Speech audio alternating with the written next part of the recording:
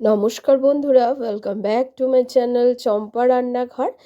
আজ আমি আপনাদের সঙ্গে শেয়ার করব কাতলা মাছের একটা দুর্দান্ত স্বাদের ঝোলের রেসিপি।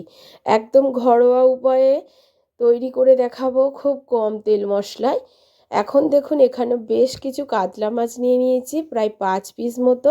কাতলা মাছগুলোকে লবণ হলুদ দিয়ে খুব ভালো করে মেখে সাইডে সরিয়ে রেখে দিতে হবে।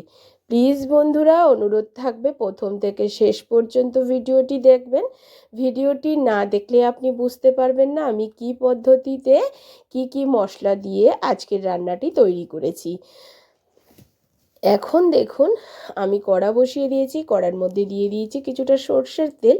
এখন কিছুটা নিয়ে নিয়েছি বিউলির ডালের বড়ি।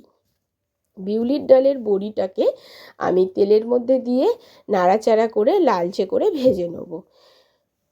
ঘরোয়া পদ্ধতিতে এই রকম মাছের ঝোল আপনারা কোনো দিন যদি খেয়ে না থাকেন, অবশ্যই কিন্তু বন্ধুরা আজকের আমার এই ভিডিওটি দেখতে থাকুন, আর অবশ্যই বাড়িতে একবার এইভাবে বানিয়ে খেয়ে দেখবেন।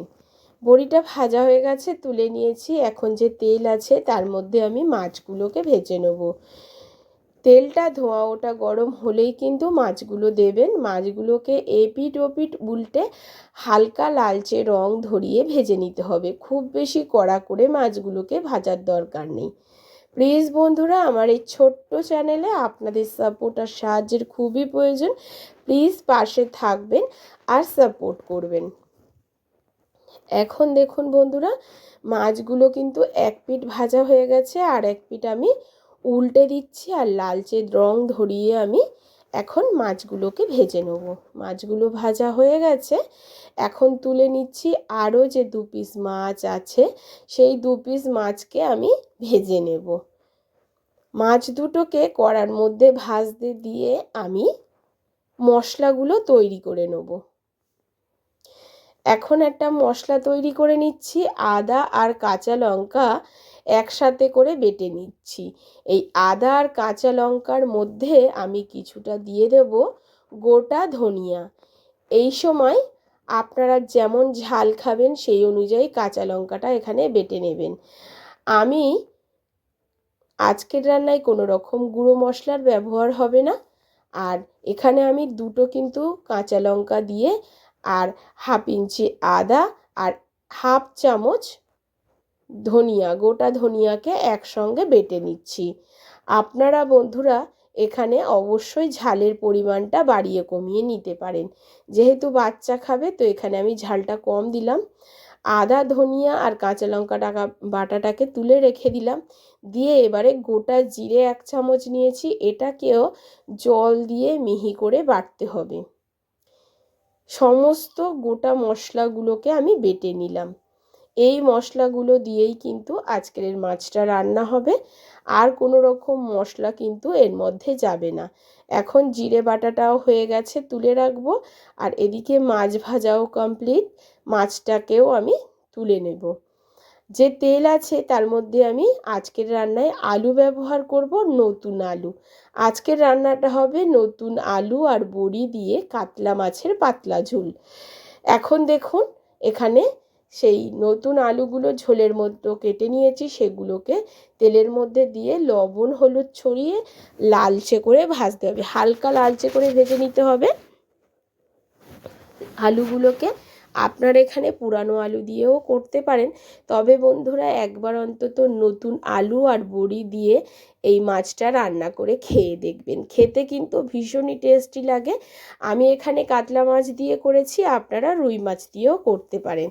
এখন আলুর মধ্যে লবণ আর হলুদ দিয়ে দিয়েছি, দিয়ে এবারে নাড়াচাড়া করে হালকা লালচে রং ধরিয়ে ভেজেও নিয়েছি। দেখুন আলুগুলো ভাজা আমার হয়ে গেছে, এখন আমি তুলে নেব।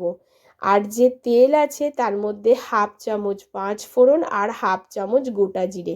হ্যাঁ বন্ধুরা, 1/2 চামচ গোটা জিরে আর 1/2 চামচ 5 ফোড়ন দিতে হবে, 2টো শুকনো লঙ্কা আর একটা তেজপাতা। এই ফোড়নটাকে 30 থেকে 40 সেকেন্ড একটু ভেজে নিতে হবে।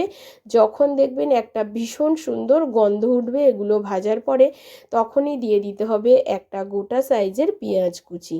আবারও বলছি বন্ধুরা, এখানে ফোড়নটা অবশ্যই মাথায় রাখবেন। গোটা জিরে আর গোটা পাঁচফোড়ন হাফ চামচ করে। এবারে পেঁয়াজটাকে দিয়ে হালকা করে ভেজে নিতে হবে। পেঁয়াজটা কোনো রকম কালার আসবে না, একদম একটু ক্রাঞ্চি ভাব থাকবে, অর্থাৎ একটু সাদা সাদা ভাব থাকবে, সেই রকম ভাজতে হবে। খুব বেশি এখানে পেঁয়াজটাকে ভাজতে যাবেন না, ঠিক এই রকম। পেঁয়াজটা আমার মোটামুটি ভাজা হয়ে গেছে। এখন আমি এর মধ্যে দিয়ে দেব, পেঁয়াজ ভাজার মধ্যে এখন আমি দিয়ে দেব টমেটো কুচি। টমেটোটাকে একটু নাড়াচাড়া করে নেব তেলের মধ্যে।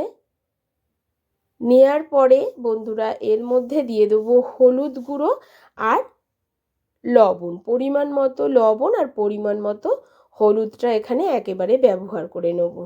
এবার হলুদ আর লবণটাকে দিয়ে পেঁয়াজ টমেটোগুলোকে একটু ভেজে নিতে হবে, যাতে টমেটোটা একটু তাড়াতাড়ি নরম হয়ে যায়। পেঁয়াজগুলো তো অলরেডি নরম হয়েই গেছে। এখন দেখুন পেঁয়াজ আর টমেটোটা বেশ নরম হয়ে ঠিক এই অবস্থাতে যখন আসবে, তখন এর মধ্যে দিয়ে দিতে হবে, দেখুন ঠিক এই অবস্থাতে যখন আসবে তখন দিয়ে দিতে হবে আদা, কাঁচা লঙ্কা আর গোটা ধনিয়া বাটাটা।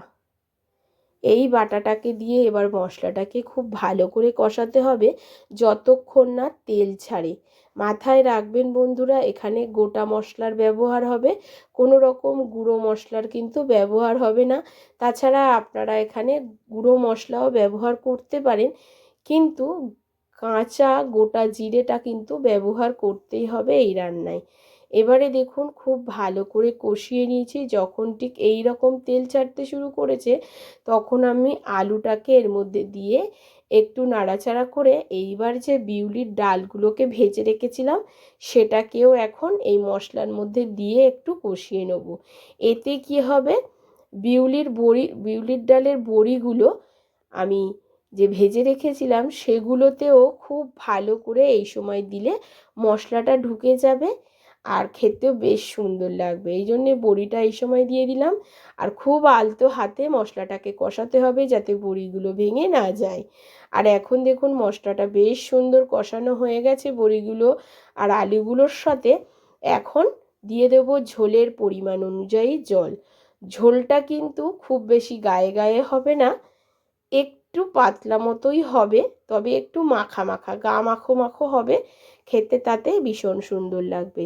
এবারে ঝোলটাকে একটু ফুটিয়ে নেব 2 থেকে 3 মিনিট হাই ফ্লেমে।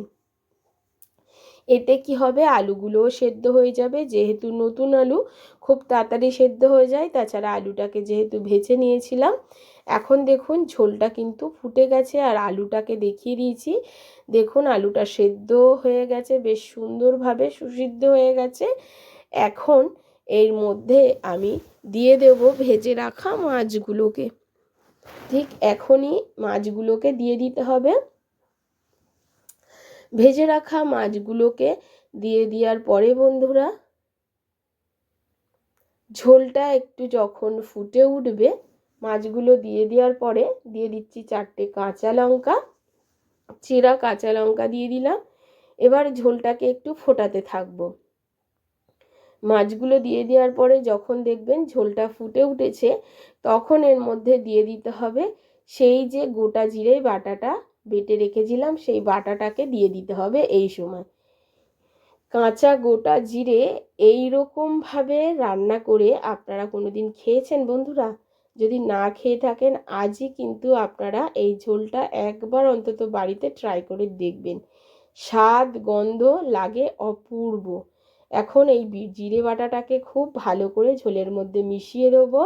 দেওয়ার পরে এটাকে 3 মিনিট মতো হাই ফ্লেমে ফোটাতে হবে, ঘড়ি দেখে 3 মিনিট হাই ফ্লেমে ফোটাতে হবে। এই রকম কাঁচা জিরে বাটা যদি ঝোলে দেওয়া যায় তা কিন্তু হেলদি, অবশ্যই পেটের সমস্যা দূর করে, শরীরকে ঠান্ডা রাখে। এবারে এর মধ্যে একটুখানি দিয়ে দেব ধনিয়া পাতা কুচি। এখন আমাদের ঝোলটা কিন্তু প্রায় রেডি হয়ে এসছে।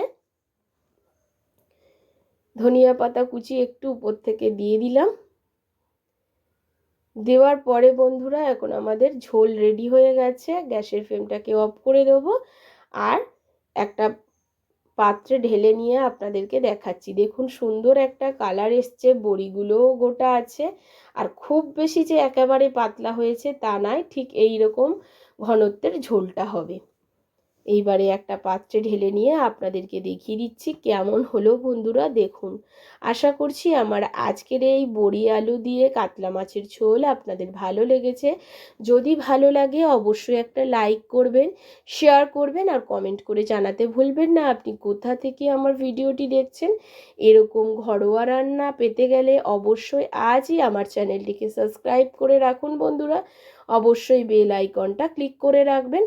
আজ এই পর্যন্ত, আবারও দেখা হবে অন্য কোনো নতুন ভিডিওর সঙ্গে। নমস্কার, সুস্থ থাকুন।